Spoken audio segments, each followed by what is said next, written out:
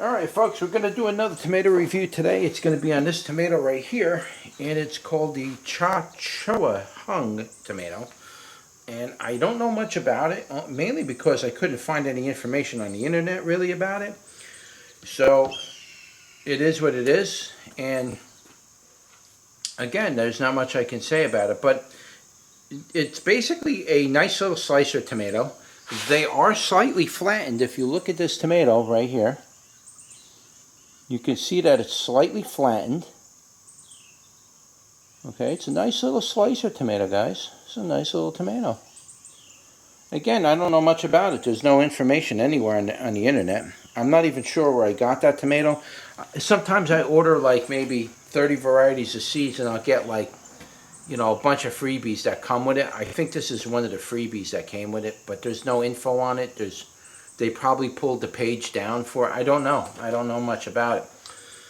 But it's a nice little tomato. I can't really say, I'd say ounce-wise, if you were to weigh this thing, probably good 2 to 3 ounces. Some weight on this thing, so it's going to be a nice moist tomato. So let's cut this thing open. Let's move that out of the way.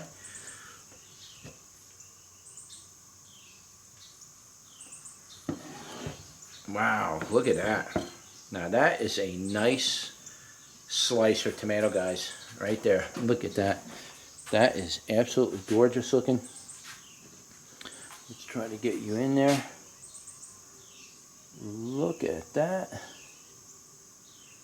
You're going to tell me that doesn't look like a good tomato inside? Look at this. That's a gorgeous tomato. I don't know why they would want to stop selling it. It probably doesn't have a good flavor maybe, or it's really low on the flavor side.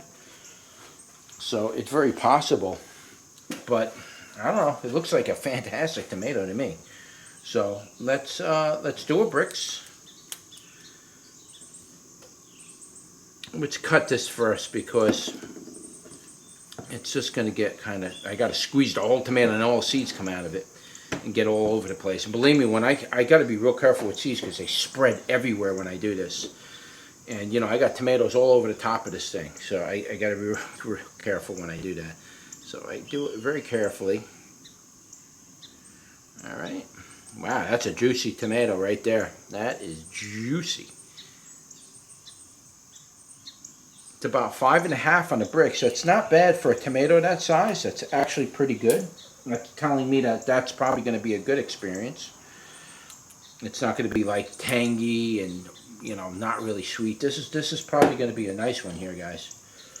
It's going to be a real nice one. So let's take this and give that a go. And take another sliver out of that. It's a very interesting flavor. It's not terribly sweet, but it's got a nice, interesting flavor with an interesting undertone to it. The undertone is really what's got me interested in this tomato more than the tomato flavor. Whoop! I almost dropped it. It's the only tomato I got ready right now. The birds have been blasting all the other ones, so they're all green. So this, as soon as they turn red, I pull them, and then I try to get the videos done on the review side of it. So that way they're out of the way. You know, I can focus on the other stuff because I'm growing 140 varieties of tomatoes, and when I grow that many tomatoes, when they all start coming in at the end of the year, I'm not going to have time to fool around. So I'd like to get a good chunk of them out of the way now. So let's give that a try.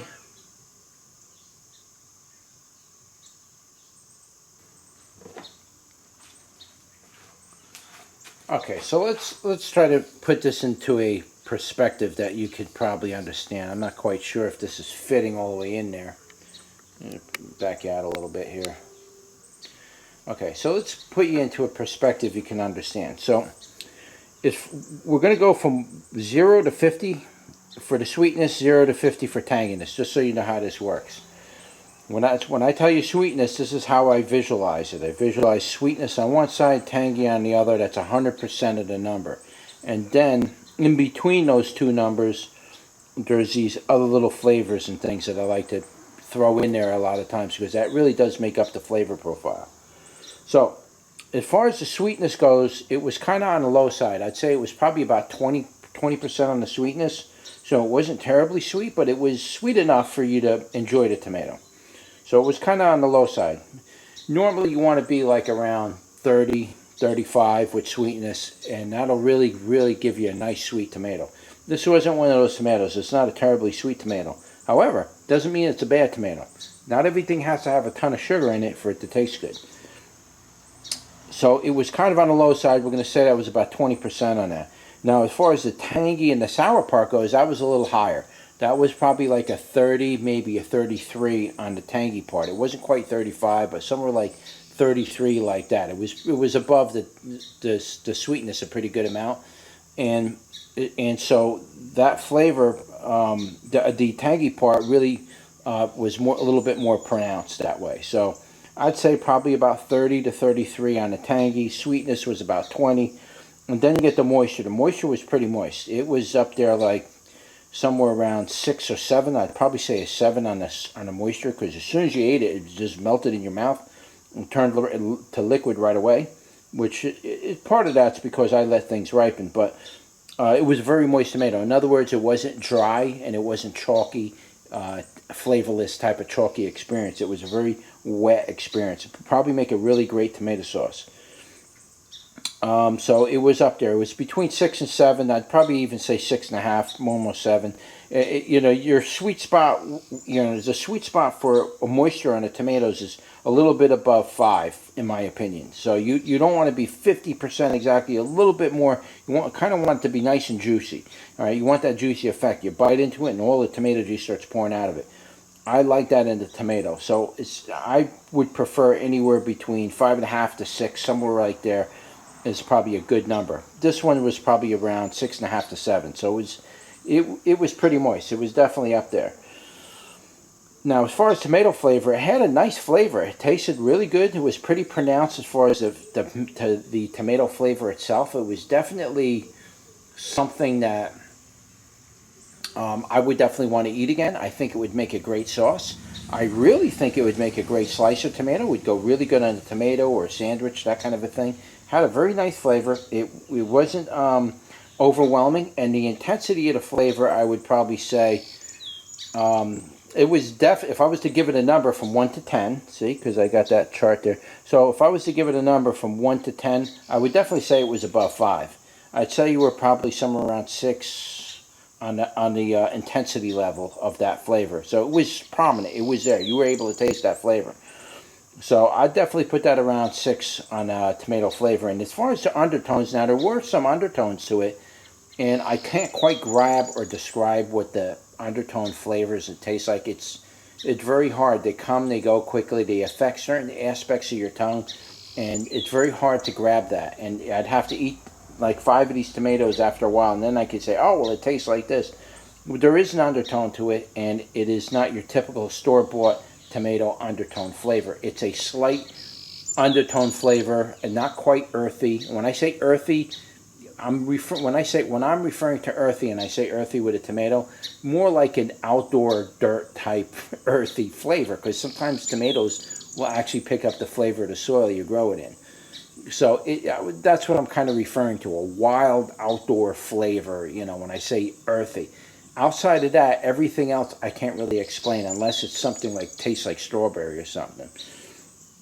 But in this case, it's not an earthy type tone, but there is an undertone of some kind in there that's a little bit different than the tomato flavor itself. It kind of affects different regions of your tongue at different points of the process of putting it in your mouth, chewing it up, and then slowly swallowing it, and then that flavor sensation kind of moves around your mouth long after you swallow it. Those undertones are there and they're doing something. They're moving around your tongue in different regions. So it did have something. If I was to pick a number from 1 to 10 and put that undertone intensity at where would that be? I would probably say that undertone was probably around a 2 or a 3. There was something there. It wasn't intense. It didn't make my eyes water or anything weird. But there was something there. You can definitely taste it. And it wasn't unpleasant. And it was pretty nice. So I like the tomato in general as an overall slicer or that type of tomato. I think this would make a great sauce tomato, quite frankly. And I think it'd make a really, really good slicer tomato for sandwiches, hamburgers, and that kind of a thing. It also would be good for salads. You can definitely make salads out of it. And because of the fact that it's so juicy, I would definitely say it'd be a good tomato as well as trying to squeeze for juice. If you're a tomato juice person, you like to squeeze your tomatoes. I used to do this years ago. I used to squeeze my tomatoes into a glass, get the juice, and then I'd add a little bit of sea salt to that, and I would drink that, and that would be my breakfast. I've done that a long time ago. I used to do that a lot, but I don't do it as much anymore. But yeah, you can squeeze juice out of this tomato and really drink it fresh, squeezed juice. I'm not talking about cooking the juice. Just squeeze the juice and drink it fresh. It's very, very good. I like that. The flavor of that would make a really nice tomato juice. So, not sure what else to say about the tomato. It's, like I said, as far as production goes, I didn't do terribly good with it. I probably got about a dozen tomatoes, about that size, on the plant right now. They're still green, but like I said, as soon as they start to get a little red, or start to change in color, I pull them right away because the birds are blasting holes in it. In fact, the birds are waiting on the branch outside my driveway as I'm talking. So as soon as I walk away, they fly in here and they start blasting all my tomatoes. So I got the cat here, but he's just doing nothing. They're not even afraid of him. But not to digress. Yeah, what I'll do is I'll process the tomatoes. I will have the seeds available on the website. You can pick them up there. I'll leave the link below. You got to give me some time. Just keep it in mind that I have to build a web page for that, and it takes time. That can take 2 days, 3 days to do it. So you might click on. I might upload this video, and by the time I upload this video, it's going to take another 2 days for me to get the seeds up there. So it's going to take a couple of days. So you got to have a little patience and give it a couple of days, and then come back to the video. You'll see the link below, and then you can click that. It'll take you right to that page on the website, and you can buy the seeds then. But it's a nice tomato, and I would definitely say, yeah, this is one of my approval tomatoes. Now, as far as where would I put it as far as rank this year? Well, anything 5 and above is definitely worth looking into.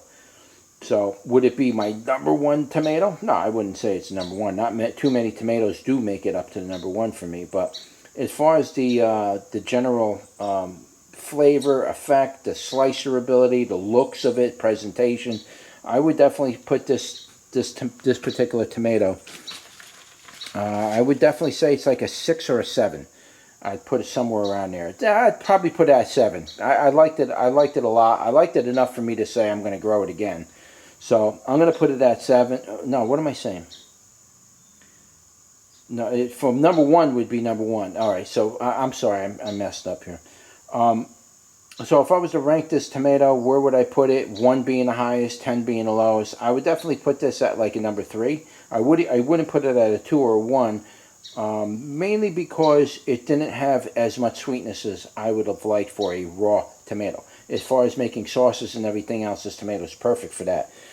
But I'm kind of really putting a lot of pressure on the raw tomatoes. You really got to come through with that sweetness when they're raw. And didn't quite come up that high, but it's still a wonderful tomato to grow. So that would be my numbers on that one. And that's about it. That's my review for the Ca Chua Hong Tomato. Don't forget to like, share, and subscribe. And I'll see you on the next one. Take care.